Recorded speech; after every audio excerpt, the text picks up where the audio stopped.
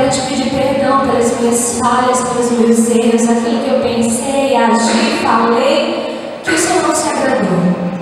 Nessa noite, Senhor, juntamente com o teu povo, eu quero te pedir nesse momento que o Senhor possa, Senhor, me usar, Senhor, dentro da tua palavra e com tudo aquilo que tu tens feito em minha vida, Deus.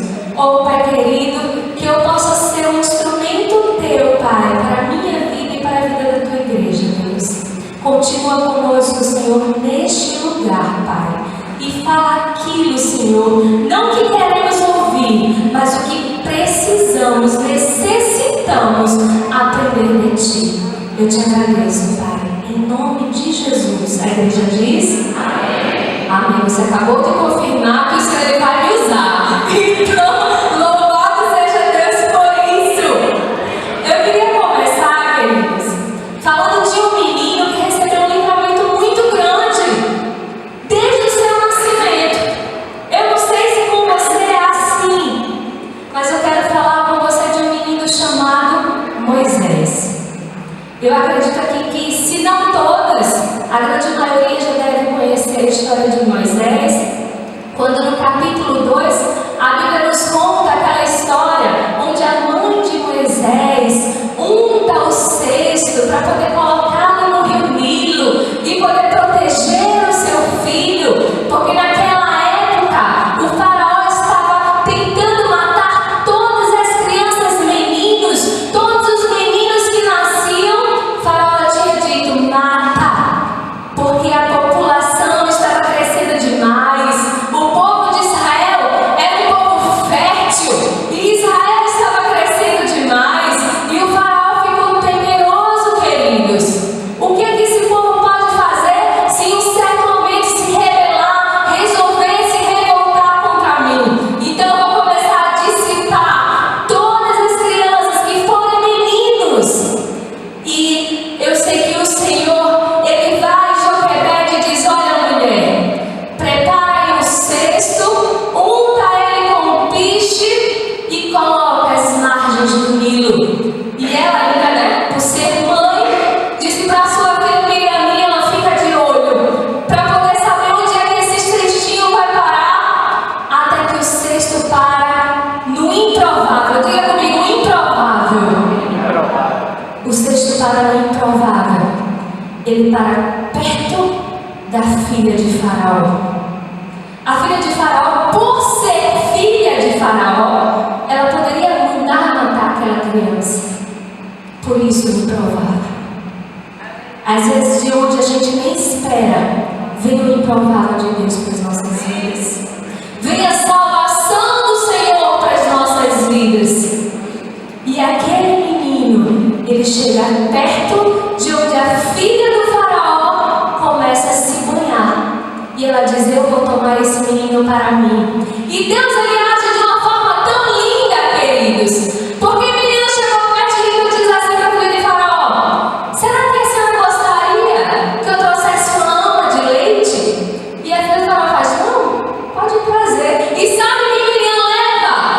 A mãe de Moisés, para poder amamentá-lo. E a filha do faraó diz assim: olha, leva o menino, cria o menino, cuida do menino. Depois que o menino estiver maiorzinho, você devolve o menino de volta para mim. Sabe quem cuidou do menino?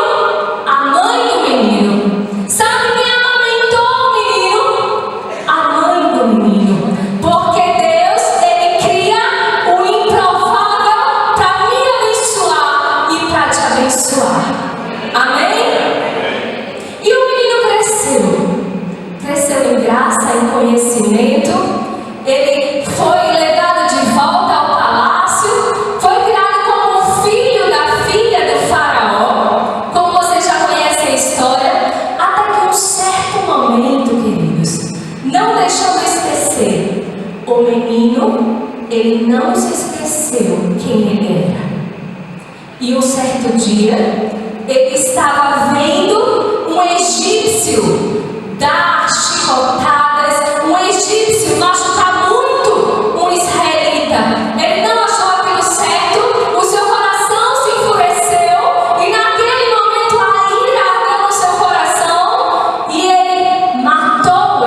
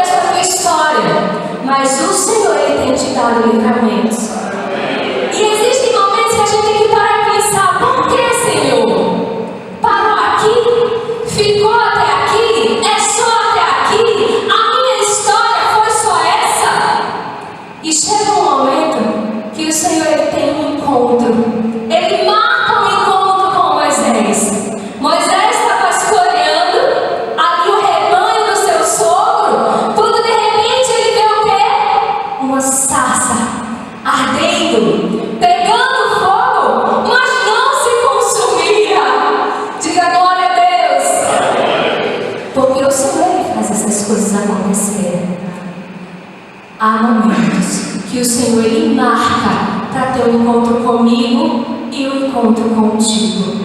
E o Senhor disse para Moisés: olha, Moisés, lembra do teu povo, os israelitas, eles estão orando, eles estão clamando por salvação, porque não aguentam mais a escravidão, não aguentam o que o faraó está fazendo com eles. E eu escolhi você, Moisés, para os libertar. E Moisés fica perplexo naquele momento. E eu me lembro de Jeremias, eu digo: Senhor, não sei falar, porque não passo de uma criança. E Deus fala para Moisés: olha, Moisés, quando você for, diga: o eu sou me enviou a voz. E existem esses momentos, queridos, momentos que marcam a nossa vida, momentos que marcam o nosso ministério. E assim aconteceu também com a minha vida. Desde a minha infância, eu aceitei Jesus aos 7 anos de idade. Eu confessei o Senhor como o único e suficiente Salvador da minha vida aos 7 anos de idade. E as coisas foram acontecendo. Desde a minha infância eu sempre gostei de pregar, eu sempre gostei de louvar. Aos 9 anos de idade eu já viajava pelos interiores de Pernambuco, da Paraíba, das redondezas, para poder dizer que o Senhor, Ele é, desde a minha infância. E teve um certo momento, depois que eu casei, que eu disse assim: não, eu acho que o que o Senhor tem para mim é só isso. Eu vou ficar por aqui mesmo, eu faço a obra do Senhor. E o tempo foi passando, a situação financeira minha e do meu esposo foi apertando. Eu fiquei sem trabalhar, tive uma gestação muito difícil, eu já não podia ter filhos, e a minha gestação foi uma gestação muito difícil. Eu entrei em trabalho de parto aos 5 meses, eu tinha que ficar de repouso absoluto. O Senhor veio e deu vitória.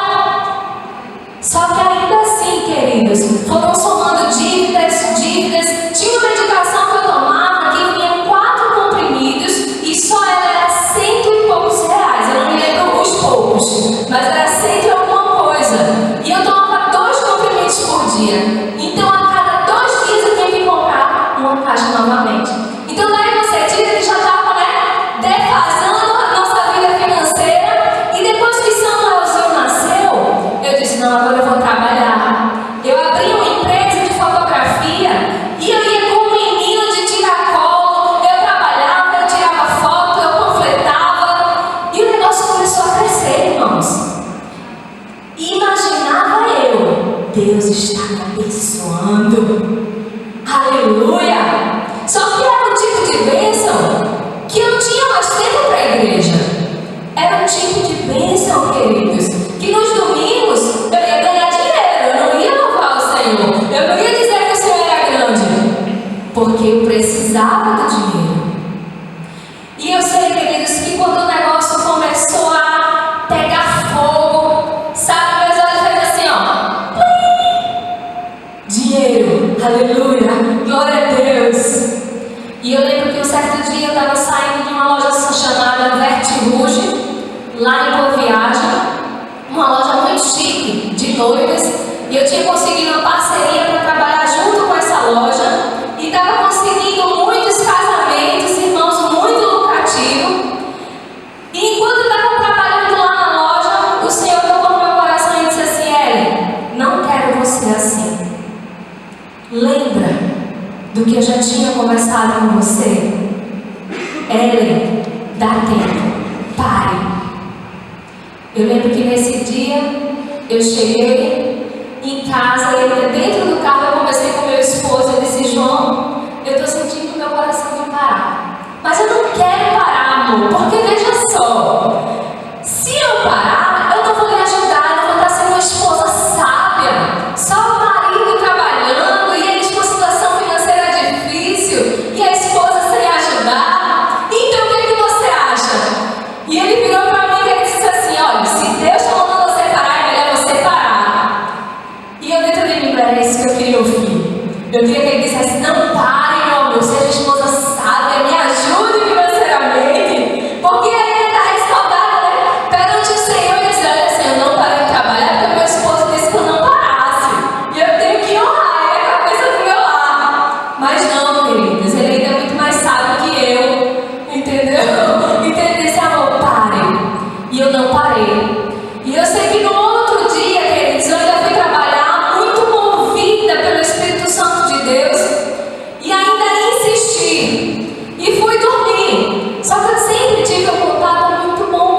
Senhor.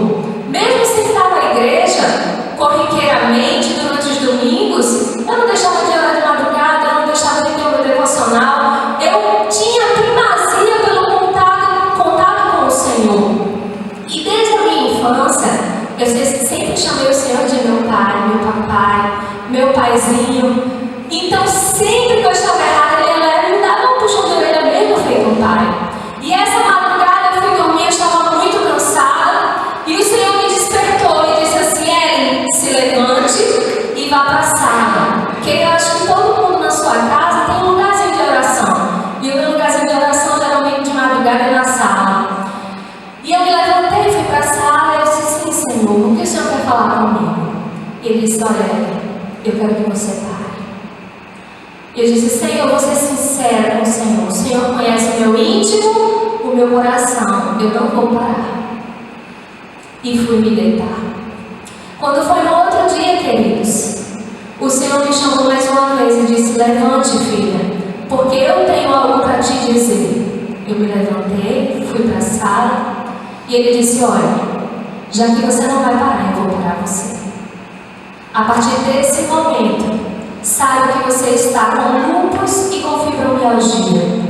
Queridos, eu não fazia ideia do que era lúpus e do que era fibromialgia. Eu tenho uma prima que tem lúpus, que ela fica assim no hospital, morre, mas não morre, morre, mas não morre. Mas eu não tinha ideia do que era lúpus. Eu não fazia ideia do que o lúpus causava. Eu não sabia o que era o lúpus. E eu fui lá, peguei o senhor Dr. Google e fui pesquisar o que é lúpus e o que é fibromialgia. E quando eu comecei a ler aquilo, eu comecei a chorar, falei meu esposo: João, pelo amor de Deus, Deus disse que eu estou com isso, não, vamos orar, vamos pedir perdão, eu vou parar. E fui dizer ao Senhor, né, Senhor, eu vou parar, Senhor, afasta de mim, Senhor, essa enfermidade, não permita, Senhor, que venha sobre mim. Queridos, continuei trabalhando. Isso foi no ano 2012. Continuei trabalhando. Quando foi no final do ano, o último evento que eu peguei, eu comecei a sentir um cansaço muito grande, um cansaço fora do normal, fora do comum. Eu, dentro do meu coração, pensava: isso deve ser estafa, porque como eu orei, pedi perdão, né? O Senhor, ele vai afastar esse mal de mim, ele não vai permitir que isso venha sobre a minha vida.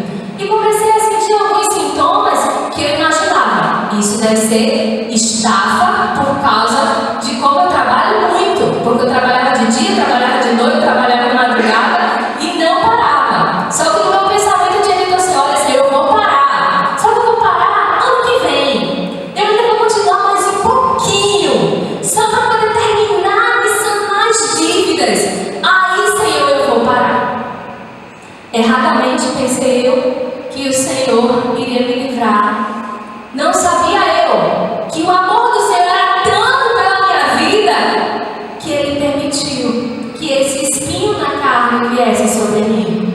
E queridos, quando foi no meu último evento do ano de 2012, eu fui socorrida com uma dor muito forte na cabeça, não passava com medicações nenhuma, comecei a fazer exames e os exames não davam nada.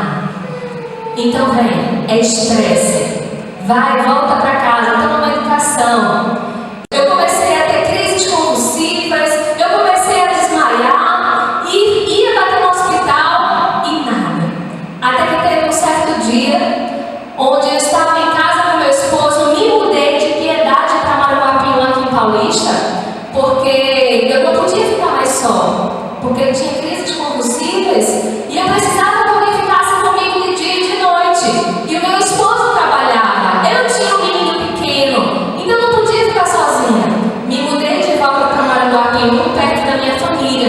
E um domingo de noite, estava eu e meu esposo tinha voltado da igreja, e ele me contando como foi o culto, porque eu não tinha ido. E de repente, quando ele estava me contando como foi o culto, a palavra, a ministração, eu paro. Quando eu retorno com meu esposo em cima de mim e dizendo: Ele, você não sabe o que aconteceu. Eu ainda não consegui enxergar nada. Eu voltei assim, ó. Eu quis, se eu pudesse, eu agarrava todo o ar do mundo para poder ver se entrava nos meus pulmões, porque a falta era muito grande. E ele me contando, eu ainda com os olhos escurecidos por causa da falta de oxigenação, ele disse: olha, a gente estava conversando, você apagou, e eu fui tocar em você para ver se você estava respirando, você tinha parado de respirar. E enquanto ele estava me contando isso, eu apaguei de novo. Depois eu retorno com ele fazendo massagem no meu coração e volto do mesmo jeito. E ele começou a me explicar que quando eu parei de novo, ele tocou nos meus pulsos, ele tocou no meu coração, ele colocou o ouvido no meu peito, não tinha respiração, não tinha batimento cardíaco. Depois disso eu só me lembro, porque eu apaguei de novo, eu me lembro que eu acordei na UTI. E ali começou a minha história com lúpus. Muitos exames começaram a ser feitos, muitos médicos começaram a ser chamados, médicos que geralmente, normalmente não se tem no hospital, porque clínicos não conheciam quais eram os exames que precisavam fazer para diagnosticar o lúpus, e começaram a chamar muitos médicos de fora, médicos pagos, e tudo aquilo, queridos, que ia entrando, que tinha entrado financeiramente para mim, foi saindo como água. As dívidas começaram a aparecer tudo de novo. Quando eu pensei que ia assumir, o negócio começou a piorar. Até que 3 meses depois, já no ano de 2015, foi diagnosticado que eu tinha lúpus eritematoso sistêmico e fibromialgia. Sem eu dizer nada para os médicos, sem eu dizer nada para ninguém. No ano anterior, o Senhor tinha dito para mim: olha, filha, eu vou permitir que venha sobre ti o lúpus e a fibromialgia. No outro ano, depois de tantos sintomas, depois de tantas coisas, veio um médico específico chamado reumatologista. Passaram por mim alguns reumatologistas, fizeram os exames necessários durante 3 meses, porque não se diagnostica o lúpus nem a fibromialgia com apenas um exame. Você tem que fazer aqueles exames corriqueiramente para saber se não vai dar alteração no exame, se vai continuar dando um exame ruim. Se continuar ruim, é porque ela realmente tem essa doença, não é um falso positivo. E eu sei que eu não aguentava mais ali dentro daquele hospital. Eu disse: olha, Senhor, se o Senhor é o Deus que falou comigo, que tem algo comigo, que tem a chamada comigo, então me revela, Deus, porque eu não aguento mais dentro desse hospital, sem ninguém saber o que eu tenho. E quando chegou a médica, ela pegou assim um bolo de exames e disse: Ellen, hoje eu digo para você o que é que você tem. E estudou e disse, entrou no quarto e disse assim: olha, lindinha, o que você tem é lúpus e fibromialgia, nunca mais vai ser normal. Eu te dou no máximo, com todos os tratamentos, 10 anos de vida. E aquilo foi, né, me impactando. Foi um murro atrás do outro. Sim. Ok, tá certo. A partir daquele momento eu comecei a ter uma piora. Eu comecei a ter um problema sério no coração. Foi descoberto que essas paradas que eu estava tendo era por causa de um problema que o lúpus causa no coração, onde a qualquer momento meu coração poderia parar. Agora tu lembra o nome da doença? Pericardite. Pericardite. É uma inflamação que ele diz que dá ao redor da membrana do coração, onde essa membrana ela se enche de pus ao redor do seu coração, fazendo com que o seu coração inflame muito, ao ponto de qualquer momento ele parar. Então, queridos, o meu coração estava desse jeito. Eu lembro que a médica pediu, eu estava muito fraca, porque o coração doente ele deixa você muito fraca, eu não andava mais. E chegou um certo momento que a médica disse assim: olha, eu vou precisar que você faça um exame com urgência, que só vai sair 3 dias depois. E eu sempre fui assim muito dinâmica, sabe, pastores? E eu chegava assim para o Marquês e dizia: olha, você vai ter que correr pelo corredor, mas você vai ter que dar uma de Rubinho, de Schumacher, dá teu jeito. E a gente saia correndo no corredor do hospital. E o pessoal olhava aquilo assim e dizia: como assim? Essa menina não pode nem ficar em pé. E eu lá: cheguei ali para fazer o exame no coração, muito contente, muito feliz, muito alegre. E o médico olhou para mim e disse: você tá doente? Eu disse: eu tô. Pelo menos estou dizendo que eu tô. E ele começou a fazer o exame. E quando ele fez o exame, ele parou assim e disse: eu vou mostrar uma coisa para você. E ele mostrou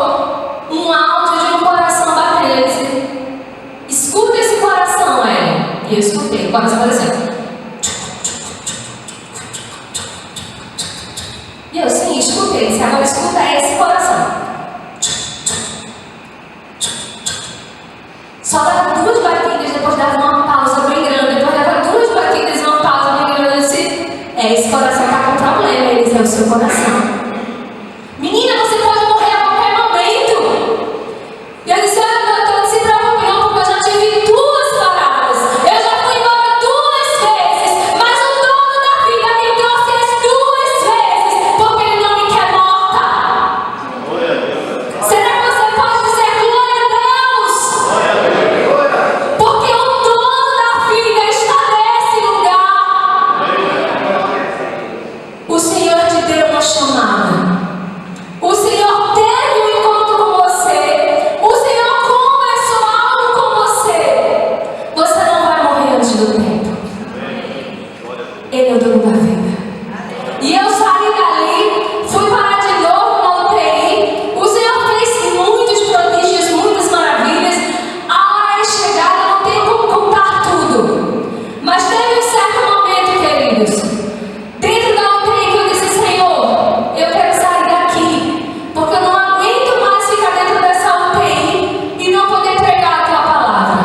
Eu não aguento mais ficar aqui dentro, Senhor, vendo pessoas do meu lado direito, vendo pessoas do meu lado esquerdo e não poder pregar a tua palavra, dizer que o Senhor é vida, dizer, Senhor, que o Senhor é salvação. E a minha madrugada toda foi dizendo, Senhor, eu quero pregar. Queridos, se você ora, eu quero dizer uma coisa para você, o Senhor ele te escuta. Ele não é um Deus surdo. Ele não ficou naquela tumba, não! Ele ressuscitou ao 3º dia. E ele foi assunto aos céus. E ele escuta a minha e a tua oração. E nessa madrugada eu recebi o diagnóstico de que os meus rins tinham paralisado. Que eu ia precisar fazer uma hemodiálise. E eu comecei a inchar muito por causa dos rins paralisados. Eu já não urinava mais durante alguns dias. E comecei a fazer alguns tratamentos com doses fortes de antibióticos. Mas precisava que no outro dia de manhã o meu esposo liberasse para que eu pudesse começar a hemodiálise. E eu sei que o médico me apalpou e disse, olha, Ellen, isso aqui são os teus órgãos, que estão muito inchados. Então, parou, não tem mais jeito para eles. E eu comecei a orar de madrugada, dizendo, Senhor, não importa se os médicos me desenganaram, não importa, Senhor, se eu não tenho mais rins, não importa. A única coisa que eu quero é que o Senhor me dê oportunidade para eu sair daqui para pregar. Queridos, a minha oração a madrugada toda foi, eu quero pregar. Deus, eu quero pregar. Se o Senhor me escuta, eu quero pregar. Me tire daqui porque eu quero pregar. E o Espírito Santo de Deus, ele escutou a minha oração. Quando foi de manhã cedinho, ninguém ia me visitar. O meu esposo queria, não conseguiu sair do trabalho, só ia poder ir na visita de tarde. E o médico que era para receber, trocar o plantão de 7 horas da manhã, ele não trocou. E ele ficou até o período da tarde para poder falar com o meu esposo. E quando foi na parte da manhã, já encerrando o horário da visita, chega a minha mãe que estava trabalhando, que não ia de manhã, suada, não sei como deixar ela entrar na UTI desse jeito. E ela chegou para mim e disse, filha, não posso demorar porque a hora de visita já acabou. Mas eu estava de madrugada orando por você. E Deus disse assim, vai ali de manhã e diga a ela, eu estou te dando rins novos. Queridos, ninguém sabe do meu histórico. Esse histórico me sobreveio pela madrugada. Mas o Deus que escutou a mim de madrugada, ele revelou a minha mãe. E de manhã ela foi lá, quando ela tocou em mim, eu senti o meu corpo pegar fogo. Eu comecei a urinar. E na parte da tarde, quando o meu esposo chegou o médico pro meu esposo, ele esperou a visita acabar, todo mundo sair. E ele chegou pro meu esposo e disse, vem cá, fica aqui, não vai agora não. Olha, eu não estou entendendo nada. Mas o que foi, doutor? Não, porque ontem ela estava com uma infecção muito séria. E agora ela já não tem mais nada. Os rins dela tinham paralisado. E agora já não tem mais nada. Aleluia! Glória a Deus. Porque o nosso Deus é um Deus que faz milagres. Diga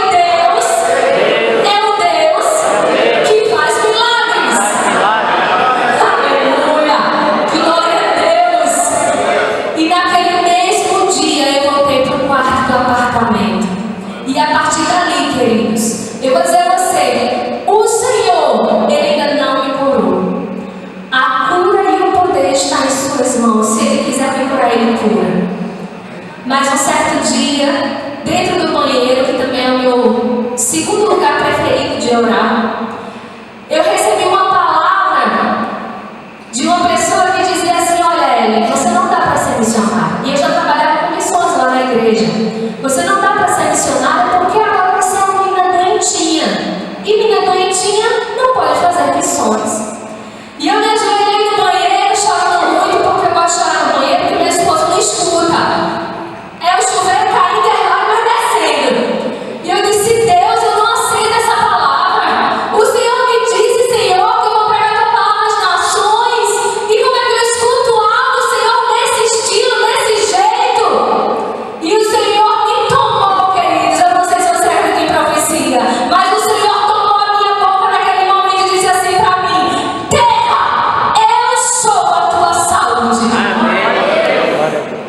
Eu fazia quimioterapia por causa do lúpus, porque o lúpus é uma doença autoimune, é uma doença degenerativa, onde você não melhora, você só piora. Os seus órgãos, eles começam a morrer, porque suas células de defesa, ao invés de ela nos ajudar, ela nos ataca e nos mata.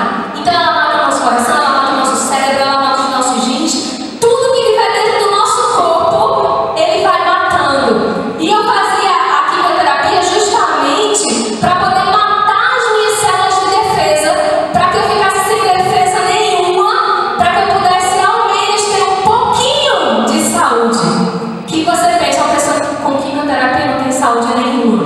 Eu andava sempre de máscara, andava de muletas ou de cadeira de rodas, e sempre com um nebulizador, que o médico ensinou a fazer uma gambiarra para poder eu conseguir oxigênio. Trouxe 2 milhões de mangueirinhas para poder ficar no nariz e poder conseguir respirar. E hoje eu não tive condições mais de pagar, desde o início do ano, queridos, que eu não tenho mais condições de pagar o tratamento. Mas sabe o que aconteceu? Ao invés de eu piorar, eu estou melhorando. E eu disse: Senhor, é inexplicável. E toda vez que eu digo para ele: Senhor, é inexplicável, ele diz: porque eu sou a tua saúde. E essa semana passada eu estava meditando e o Senhor falou comigo justamente nessa passagem de Moisés. Moisés, ele era homem assim como eu e como você. Deus disse a ele: olha, Moisés, eu vou te enviar, eu vou te usar para libertar o povo de Israel. Moisés foi 1, 2, 3, 4, 10 vezes falar com o faraó, e faraó disse: não. 10 pragas. E a resposta do faraó foi não. Até que quando ele perdeu o primogênito dele, ele liberou o povo para ir. E quando o povo vai e chega no encontro do Mar Vermelho, o que acontece? A Bíblia diz que o coração do faraó é endurecido e faraó vai atrás do povo de Israel. Fica o povo de Israel na frente do mar, atrás faraó com seus cavalos e com seus cavaleiros. Não tinha saída, não tinha solução para os seus problemas. O povo de Israel começou a murmurar: que Deus é esse, Moisés? Tem certeza que Ele te enviou? Tem certeza que você é enviado de Deus? Porque tá aí, trouxe a gente para morrer aqui. Era melhor a gente estar lá no Egito. Eu quero ler com você. Eu já estou acabando, prometo que eu já estou acabando. Capítulo 14, versículo 10, 11 e 12, que diz assim: e chegando o faraó, os filhos de Israel levantaram os olhos, e eis que os egípcios vinham atrás dele, e temeram muito. Então os filhos de Israel clamaram ao Senhor, disseram a Moisés: será por não haver sepulcros no Egito que nos tiraste de lá, para que morramos neste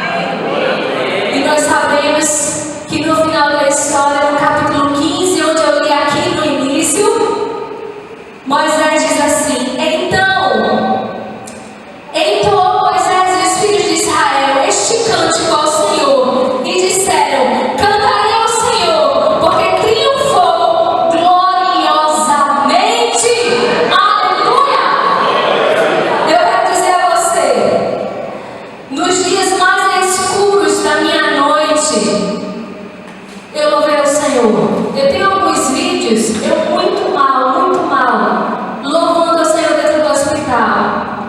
Queridos, não é para minha honra, não é para minha glória, não é para o meu benefício próprio, mas para o glória do nome do Senhor. Eu ganhei muitas vidas dentro daquele hospital. Eu ganhei médicos, eu ganhei enfermeiros, eu ganhei dentro da sala de cirurgia. A cirurgia não, a anestesia não pegou. Eu fiz a cirurgia abaixo do seio para tirar um pus que estava saindo de perto do coração. E eu tive que fazer tudo a cru. E eu ficava me perguntando na sala de Deus porque o Senhor está permitindo eu passar por isso. Era muita dor. Eu pensei que eu fosse enlouquecer naquela hora de dor, porque eu estava fazendo tudo a cru. E chegou duas pessoas para poder auxiliar o médico que eu já conhecia, Dr. Pinadab, cirurgião também evangélico da Igreja Batista.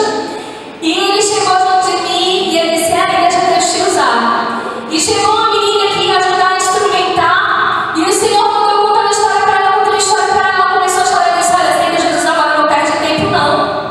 E ela aceitou Jesus naquele momento, virou para o Dr. Pinadab e disse: Dr. Pinadab, me libere, porque eu não tenho condições de trabalhar. Eu preciso chorar. E o Dr. Pinadab disse: vá, minha filha, em nome de Jesus.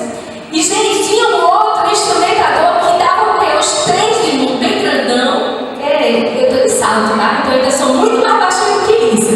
Bem grandão, bem fortão, cheio de tatuagem no braço. E o Senhor disse assim pra mim: diga a ele, se não for pelo amor, vai ser pela dor. O que é que você escolhe? Eu disse: Deus, não, tem que pregar a primeira palavra da salvação. Jesus morreu na morte de cruz. E o Senhor disse: diga isso que eu estou mandando, eu me responsabilizo. E no meio da cirurgia lá, eu virei pra ele e disse: olha, o Senhor está mandando dizer pra você que se não for pelo amor, vai ser pela dor. Gente, aquele homem grandalhão começou a chorar no bloco cirúrgico. E ele parou pro pai e disse assim: eu não tenho mais condição de lhe ajudar, eu preciso ir no banheiro enxugar as minhas lágrimas, porque eu acabei de aceitar Jesus. Aleluia! E o médico disse: não, meu filho, ficou só eu e o médico ali dentro. Deus sabe o que eu passei naquela sala de cirurgia, queridos. Mas foram 2 vidas para Cristo. Valeu a pena. Valeu a pena tudo que eu passei dentro daquele hospital. Valeria a pena se fosse somente uma alma. Eu lembro que eu não tinha fôlego para respirar. Eu comecei a vomitar sangue dentro do quarto. E veio uma pessoa para limpar aquele sangue no chão. E o Senhor disse assim para mim: cante esse hino.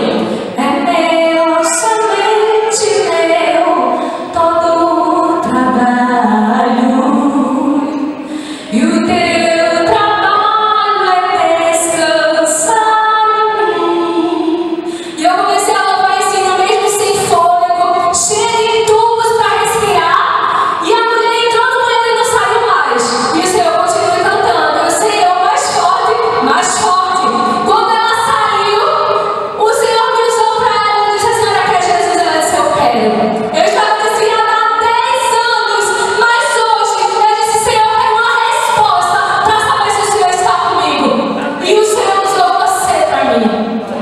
Queridos, nós temos que aprender a louvar o Senhor na noite mal, no dia mal, no dia escuro, mas também no dia de vitória. Amém?